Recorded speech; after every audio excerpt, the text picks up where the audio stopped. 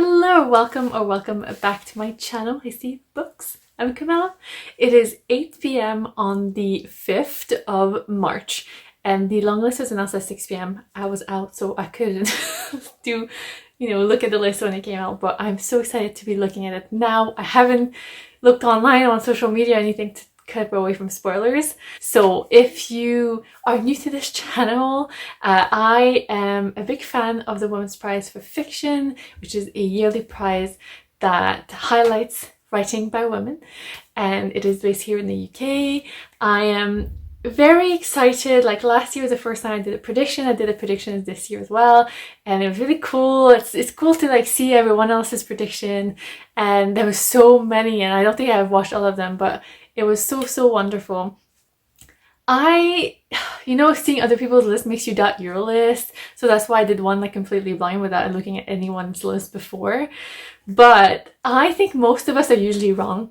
So I'm expecting a lot of books I haven't heard from before. A couple that I hopefully have seen on other people's list. Some big names, some smaller names. Yeah, we'll see. Let's just look at it right now and see the first kind of initial reaction, initial thoughts. Okay. Hello, I'm Monica Ali. I'm the chair of the 2024 Women's Prize for Fiction, and I'm delighted to be able to share with you today the 16 books that we've chosen for the long list. We've got such a huge amount of talent on display. There's a diverse range of topics, and I can't wait for you to get stuck into the reading. Oh my gosh. Oh my gosh. A Trace of Sun by Pam Williams follows the story of a mother. Never heard of this one. Set in the 1960s. It is heartbreaking, it is courageous, and it will leave you full of hope. Restless Dolly Maunders by Kate Granville never heard of it. Follows the life of Dolly, who is restless. It starts in the 1880s in Australia, rural Australia, and it follows her ambitions to live a bigger life than the one she's been given. River East, River West by Aubrey. Oh, I've heard of this one on someone else's list. Set in Shanghai in the 2000s. It's a novel about reinvention. It's original, it's funny, and it's sometimes heartbreaking as well. Western Lane by I had it on my list. Nice. Is one of those exquisite books in which not one word is wasted. It's beautifully written.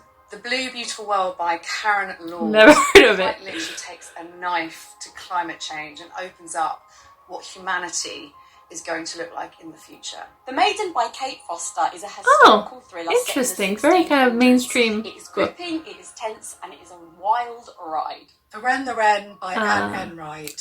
That was on my discarded such a list. joy to read. It's so psychologically astute. It's written in this beautiful, limpid, evocative prose, and you won't be able to stop reading it.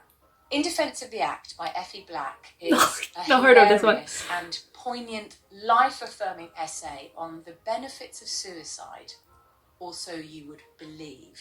Ordinary Human Failings by Megan Nolan is set in 1990 in London. It's the story of a family and the journalist who's trying to get a grisly mother tale out of them. And Then She Fell by Alicia Elliott is a deep dive Not into heard the of it. shattered mind of a postpartum woman. Oh, interesting. I loved it. Hangman by Maya Binyam is No idea. a terrific novel that is written with this mordant wit, a sense of playfulness that keeps you hooked right until the very end.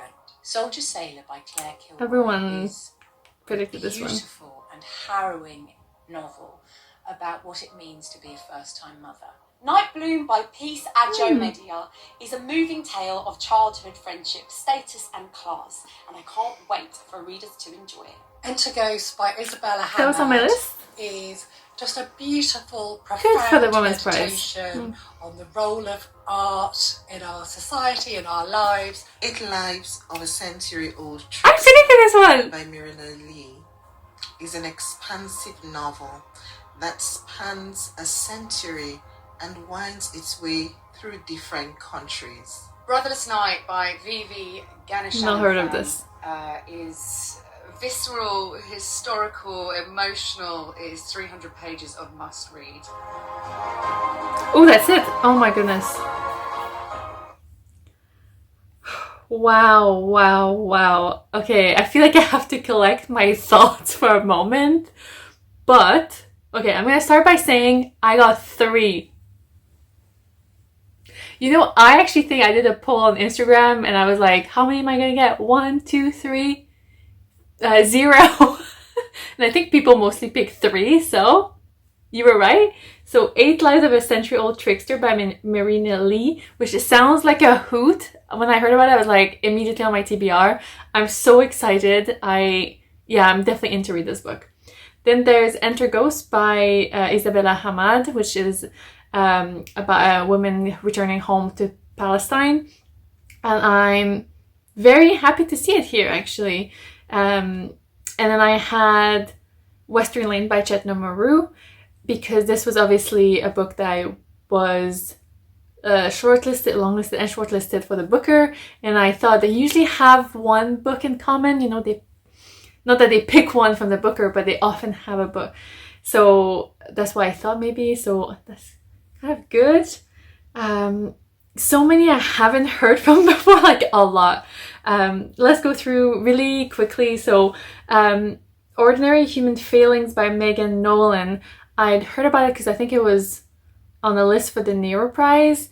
It did not sound like a book I was interested in, so I just kind of didn't list it. Obviously, Soldier Sailor by Claire Kilroy is one that so many people said was going to be longlisted, and to me it sounds like a drag of a book. I'm not gonna lie, this is one of the books I was like, if it's longlisted, I will not want to read it. So I might look into it and see if I actually want to just decide not to read this one or not. The Wren by Anne Enright. That's a cool one to see here. It's one of the bigger names maybe, so that's cool. Then we have The Maiden by Kate Foster, which I feel like I've been seeing everywhere because it's one of these kind of very, like I said, a bit kind of more mainstream historical fiction that's come out in the last year. So interesting to see it here. I'd definitely read it. And then I think there's one more I wanted to mention.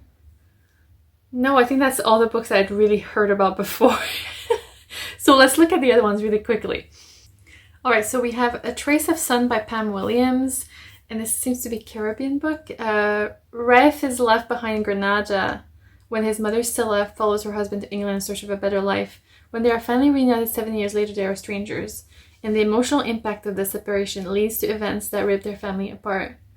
Very interesting. I think I'm interested by this one. I'm not gonna lie, the cover makes it look like it's kind of a bit like, you know, women's fiction, like generic women's fiction. So, but it sounds really intriguing. Then we have Hangman by Maya Binyam. And it says, a man returns home to sub-Saharan Africa after 26 years living in exile in America. When he arrives, he finds that he doesn't recognize the country or anyone in it. Thankfully, someone at the airport knows him, a man who calls him brother. As they travel to this man's house, the purpose of the visit comes into focus. He is here to find his real brother who is dying. Interesting. Okay, 2 books about men up to now. Okay, and we have In Defense of the Act by Effie Black, which sounded so intriguing when the judge announced it. Are we more like coffee bean, a carrot, or an egg? What happens to us after we've boiled in the trials and tribulations of life? Interesting. Jessica Miller is fascinated by the somewhat perplexing tendency of humans to end their own lives, but she secretly believes such acts may not be as bad after all, or at least she did. Jessica is coming to terms with her own relationships and reflecting on what it means to be queer, when a single event throws everything she once believed into doubt. Can she still defend the act? Interesting. I think this book might...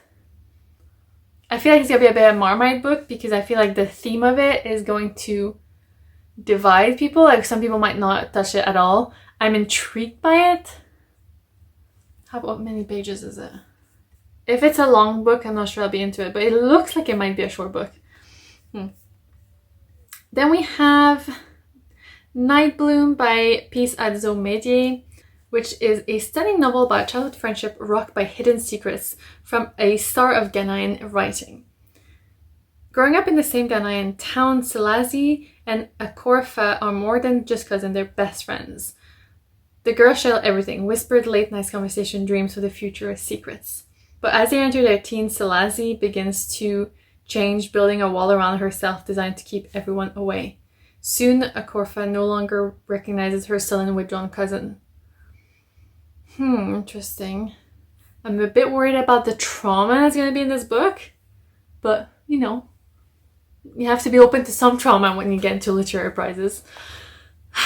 Alright, so what else do we have? Restless Dolly Maunder by Kate Grenville, which again looks a little bit like generic kind of women's fiction.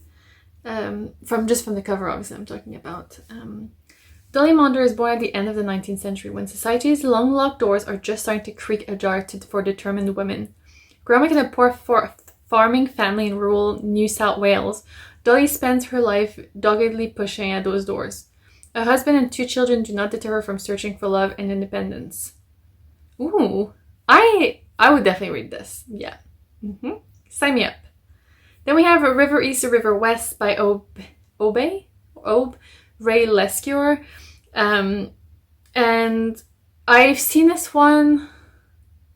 I feel like at least 1 or 2 other videos of people's predictions, but except for that, I don't think I'd heard about it before. A mesmerizing reversal of the East-West immigrant narrative set against China's economic boom. It is a deeply moving exploration of race, identity, family, of capitalism's false promise and private dreams. So we have Qingdao, 1985, when newlywed Liu Fang works as a lowly shipping clerk, though he aspires for a brighter future. Then we have Shanghai, 2007, feeling betrayed by her American mother's engagement to their rich landlord Liu Fang, 14-year-old Alva begins plotting her escape. But the exclusive American school potential ticket out is not what she imagined. Interesting. I'm very intrigued by this book, actually. Yeah, I would definitely give it a good try. Then we have Brotherless Night by Vivi Ganeshanathan. So it says, 16-year-old Sashi wants to become a doctor, but over the next decade as a vicious civil war tears through her hometown of Jaffna, her dream takes her on a different path as she sees those around her, including her 4 beloved brothers and their friend, get swept up in violent political ideologies. Oh, this is based in Sri Lanka. This is really interesting, especially if you've read I want to say last year, but it's 2022's Booker winner, The 7 Moons of Mali Almeida by Shan Karunatilaka, which obviously was based during that period as well, from the perspective of a queer war photographer. So yeah, okay, very, very interesting. I feel like this is going to be really good, but very traumatizing, but I would definitely give it a good go. Then we have The Blue Beautiful World by Karen Lord. The world is changing and humanity must change with it. Rising seas and soaring temperatures have radically transformed the face of Earth. Meanwhile, Earth is being observed from afar by other civilization. Okay, I don't want to read more because I don't want to find out more about it. What I'm hoping is that it doesn't take on a perspective like Pod did, because we all know what that gave us. But it sounds interesting. And it sounds a little bit like sci-fi, and also obviously, you know, sci-fi with like climate change and stuff like that. So interesting. I'm really intrigued by this one, and I don't want to read more about it because I think I want to go into this without too many expectations, and then it can either really badly disappoint me or really pleasantly surprise me. And the last one is And Then She Fell by Alicia Elliott. Have I heard of this book? Oh my gosh, she's the author of A Mind Spread Out on the Ground. I think she's I want to say a native author from Canada? Yeah, here it says that she's a Tuscarora or Morocco, there's 2 different ones. Author from Canada. Ah! A Canadian writer. Yes, love it. Thank you. Okay, on the surface, Alice is exactly where she should be in life. She's just given birth to a beautiful baby girl. Her ever-changing husband, an academic whose area of study is conveniently her own Mohawk culture, is nothing but supportive. But they've moved into a home in a wealthy neighborhood. but strange things have started to happen. Alice finds herself hearing voices she can't explain, speaking with things that should not be talking back to her, all while her neighbor's passive aggression begins to morph into something far from threatening. Ooh, this is interesting. I guess, like, I had talked about Council for Dolls by a native author from North America as well. But also this is kind of reminiscing a little bit of Study for Obedience, obviously completely different, but you know, like someone coming in and being an outsider and having the community kind of close in on them. So, which is probably why they wouldn't have picked both, obviously.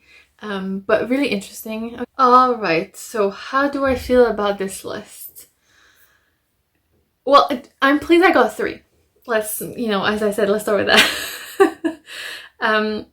I think it's a really interesting, varied list. There's lots of different things, and there's lots of the themes that I was trying to add to my list, and different regions of the world as well, that this is, you know, kind of representing, which is great. You know, it's always great to have, you know, representation from North America, from, you know, Australasia, from Caribbean. We rarely get South American representation, and I still don't see any here. But anyway, obviously African as well, and Asian. So yeah, it's a great kind of well-rounded list in that way. Obviously seems heavy on the trauma, but as I said, that's just what those lists usually are like. Is there any books from my list that I'm sad didn't make it? I kind of thought Biography of X by Catherine Lacey would make it. Especially after I saw it on Eric Carl Anderson's list, because I was like, oh my god, if someone who knows books that much also picked the same book as me, I must have a good chance. But The Girl by Jessica Jean Mayu, I'm not disappointed it's not on the list, because I'm not surprised, but it's one that I feel like it would have been cool to see here, but it's still my TBR. It's great. And except for that, I don't think I had my hard fix on any of the other ones. So it's kind of, yeah, it's good. As I said, there were some that are from my list that I picked. Some that I saw on some other people's list. And so many I hadn't heard from before. How many?